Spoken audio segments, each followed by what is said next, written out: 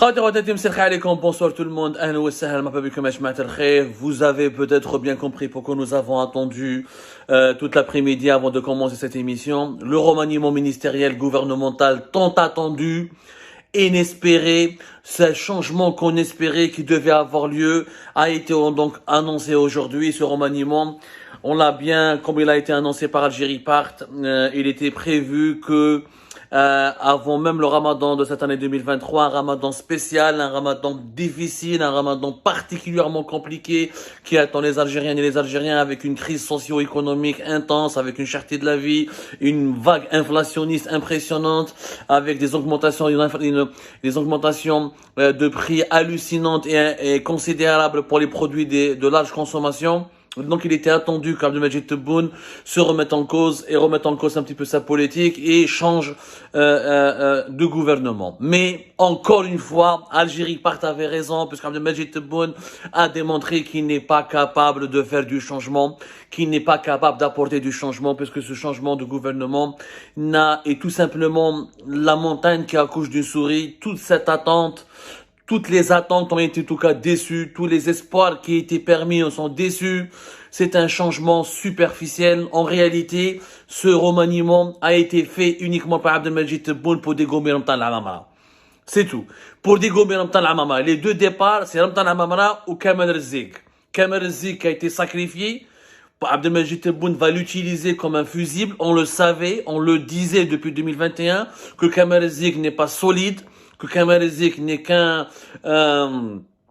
qu'une poupée, n'est qu'une poupée russe que Abdelmadjid Tebboune est en train d'utiliser, que Kamel Rizig c'est que Garagouz, c'est qu'un épouvantail, c'est qu'un instrument, c'est qu'un jeu, je cherche le mot exact avec lequel, qui pourrait correspondre à la situation de Kamel Rizig, le ministre du Commerce, qui a été à l'origine de la gestion la plus chaotique du secteur du commerce et du secteur de l'économie nationale, avec un héritage catastrophique, pénurie des produits alimentaires, bureaucratisation des échanges internationaux de l'Algérie, instauration de tous les obstacles administratifs et les plus compliqués qui ont généré de la corruption et qui ont bloqué la production, qui ont bloqué les producteurs parce que ça a des restrictions aux importations imposées durant l'ère Kamel Rizig depuis 2020 jusqu'à aujourd'hui, le 16 mars 2023, ont eu pour résultat pénurie des produits de large consommation, blocage de la production nationale et sabotage de l'appareil productif du pays parce que même les producteurs ne pouvaient plus importer de la matière première, ils ne pouvaient plus échanger et commercer avec le reste du monde en toute liberté. Et comme vous savez, la liberté de commercer, la liberté d'entreprendre est une liberté, c'est le pilier de toute création d'activité économique. Alors, nous, c'est le remaniement gouvernemental. Le Premier ministre, c'est pas le Premier ministre. Ayman Ben Abdelrahman va rester Premier ministre. Il est Premier ministre depuis 2021. Il va le rester encore pour une raison simple. Abdelmadjid Tebboune Malkash, il n'a pas trouvé de Premier ministre. Il n'a pas trouvé de Premier ministre. Malkash, il n'a pas trouvé un Premier ministre qui pouvait faire le consensus. Il voulait mettre à sa place Brahim Merad, qui est l'actuel ministre de l'Intérieur, qui bénéficie de sa confiance et qui est très apprécié par Abdelmadjid Tebboune et qui Tebboune l'apprécie beaucoup et il a plaisir à collaborer avec lui, mais ils l'ont dissuadé, les conseillers de Tebboune et l'entourage de Tebboune l'ont dissuadé pour la simple raison que Brahim Merad Marsos. Brahim Merad Marsos, yani c'était un ancien wali, il était médiateur de la République il n'y a pas longtemps de cela. Mais il y a un grand parcours, une grande expérience dans la gestion des affaires de l'État, où le département du ministère de l'Intérieur, il fallait trouver quelqu'un pour le remplacer. Et le ministère de l'Intérieur était un ministère très important pour Abdelmadjid Tebboune parce qu'il gère la DGSN, il gère les renseignements territoriaux, les réseaux de transmission, les collectivités locales, les wilayas.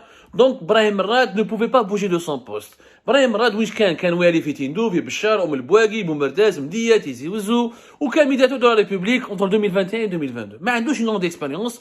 وعبدالمجيد تبون فهم شاف قالوا له باللي هذه la façon de promouvoir la promotion des wali n'a abouti à aucun résultat palpable.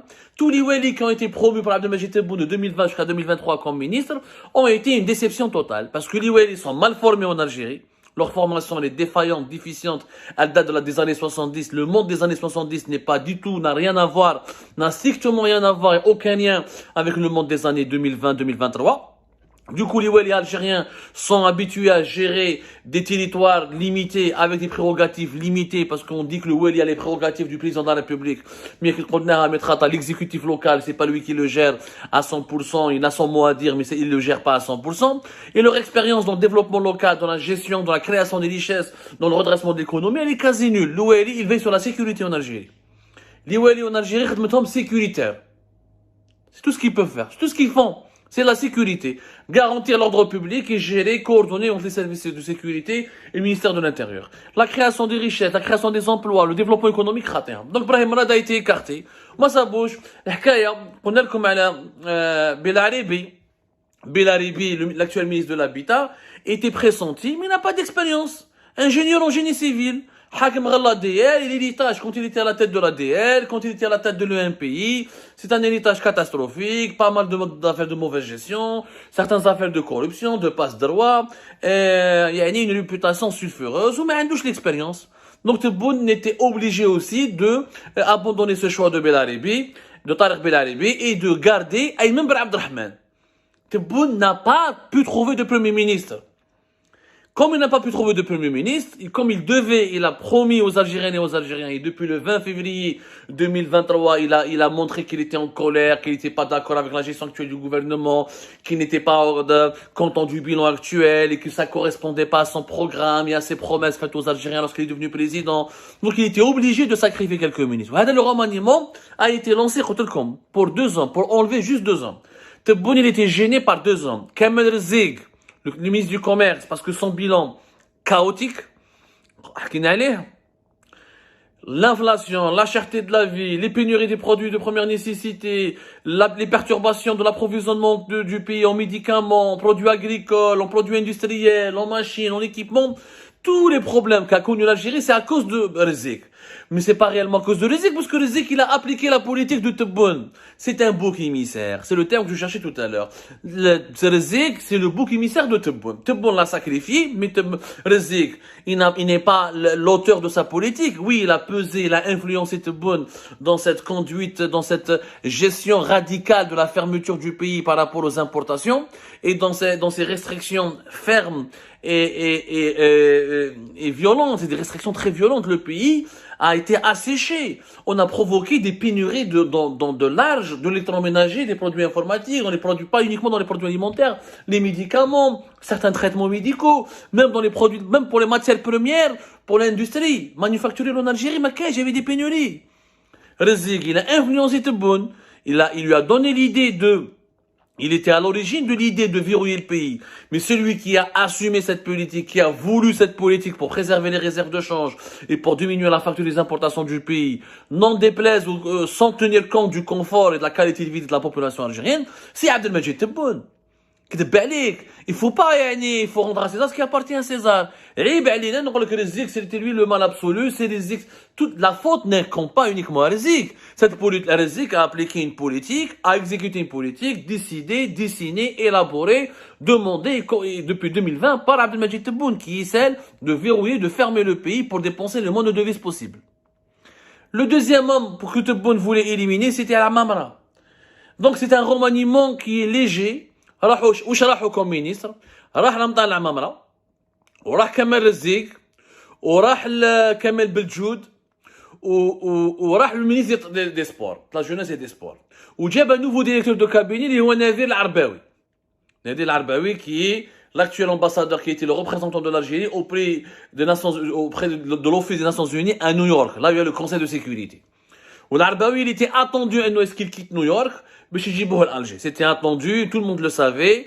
Alors certains ont parlé de promotion, on peut dire que le directeur de cabinet est une promotion, mais en réalité Nadir Arbaoui était confronté à Omar Hilal, le Marocain, avec lequel il était toujours en dispute, et les joutes verbales lors des sessions, lors des réunions du Conseil de sécurité concernant le Sahara occidental, ou là les affaires du Maghreb et du Moyen-Orient, du Maghreb et de l'Afrique du Nord, ont toujours été malheureusement en faveur de Omar Hilal. C'est lui toujours, le Marocain, c'est lui qui était le plus spectaculaire dans ses critiques, dans ses diatribes, dans ses prises de position violentes. Nadir Arbaoui, ما حبوش بزاف côté régime algérien. قال لك هذا il est mou, ما يعرفش يهضر, il sait pas gérer Omar Hilal. Omar Hilal il frappe, l'Algérie, les intérêts de l'Algérie, Nadir Arbaoui a du mal à lui répondre. Il manquait de pugnacité, d'agressivité. Depuis que New York, on va essayer de mettre un pitbull. Ils ont utilisé ce mot-là. Ils cherchaient un pitbull pour neutraliser Omar Hillel, le Marocain, fut New York. Parce qu'il ne supportait plus que Omar Hillel s'attaque, il parle de l'indépendance de la Kabylie, soutient le MAC, il critique les intérêts de l'Algérie, et à chaque fois il provoquait l'Algérie et les Algériens avec des déclarations qui mettaient en cause l'intégrité territoriale de l'Algérie en réponse au soutien de l'Algérie au profit du Polisario. Donc Nadir Arbaoui, il était prévu il veut le remplacer par un pitbull, quelqu'un qui est méchant, qui va faire du rentre-dedans contre Omar Hillel, le Marocain. Donc l'Amamra éliminé, Rezik éliminé. C'était les deux hommes que Tebboune voulait se débarrasser parce que l'Amamra m'a fait un ou Hakina l'a fait, l'Amamra comment elle a commencé, des différends personnels, des jalousies, de la méfiance mutuelle. Aucune confiance ne régnait entre les deux hommes.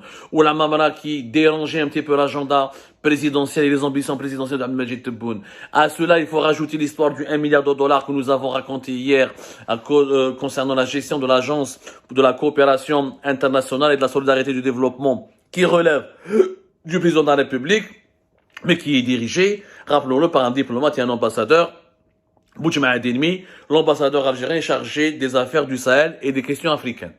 Hakina al-Barah, on voit l'émission, l'Amamra voulait donc s'emparer et voulait avoir le pouvoir de contrôler les affectations et la distribution de ce méga budget de 1 milliard de dollars d'aide au développement au profit des pays africains. Et Tebboune n'a pas accepté cela, donc il a décidé de le sanctionner et il a trouvé donc le bon prétexte pour se débarrasser de lui.